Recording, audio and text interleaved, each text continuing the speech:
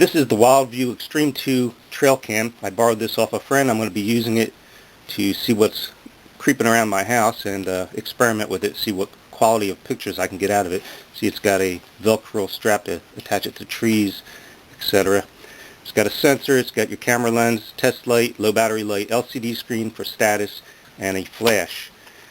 It has a watertight compartment which you open up, and inside you can adjust your toggle switches to where you want, flash, auto, on and off. You have a picture burst 1, 3, 6, and you have AVI for short video clips which are only able to be taken during the day, will not take nighttime video. Has resolution high and low, timeout 1, 5, 10, and 20, and it has your on-off switch. You can put it on test, off, or PIR to set it up. It has an SD card slot, and it does take C batteries. There's 4 of them in there.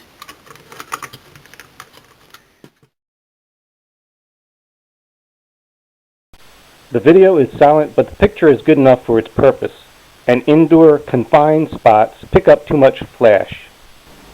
This is the spot outside my bedroom window where I'll be testing this camera in a variety of ways.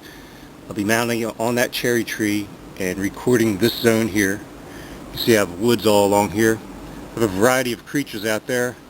Haven't seen the fox in a couple years now, and I've never seen raccoon close to the house, but I've seen plenty of other things.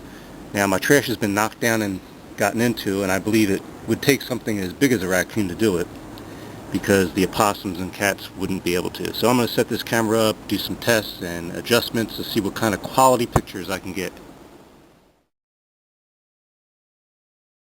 The first couple nights I was only able to get 3 pictures that had an identifiable object in it. The rest were complete whiteouts.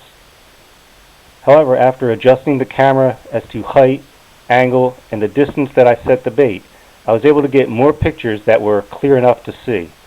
However, there were still many whiteout shots whenever the subject was close to the camera, and you'll notice that even in the clear shots, there's still a lot of camera flash in the bottom of the picture. Now you'll also notice that sometimes the camera flashed when the subject was already out of the picture frame. I found that most of my pictures were whited out, and that's a common problem I understand with these kind of cameras. And my friend suggested covering up part of the flash in order to block out the flash from interfering with the picture. Now, what I decided to do was take a piece of feather and put it over that lens part so I don't get sticky tape stuff on the lens part, but also it's going to help eliminate some of that flash. And so I'm going to eliminate perhaps the top 1/3 plus a little bit with the feathers here to keep that flash from coming up into the picture zone. We'll see how that comes out. My confined space test shot seems a little better. Let's see how the pictures come out. Well, as far as I'm concerned, the close-up shots are much better. They're not completely whited out anymore. However, there are some cons to this modification. The distance shots are harder to pick up. And there are a few problems that are still going to exist. For example, shots where it's taken after the subject leaves the scene. Well, here's a variety of shots that I got on one particular night, and I'll sum it up with a conclusion.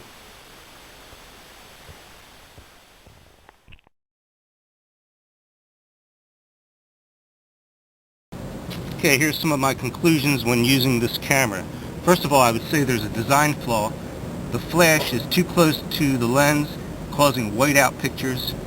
And another flaw, I think, is that you cannot use this camera in confined spaces, because if you're in a confined space or you have anything close to the front of this flash, forget it, you're going to get a whiteout picture. If a creature passes right in front of it, whiteout.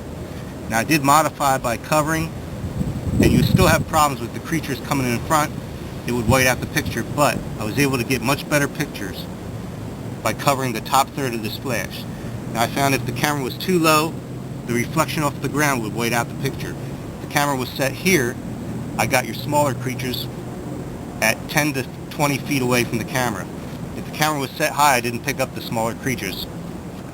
So this camera can be used to pick up decent pictures, but you have to play with it. You have to adjust your distances, your height, and you'll also, in my opinion, need to modify the flash lens.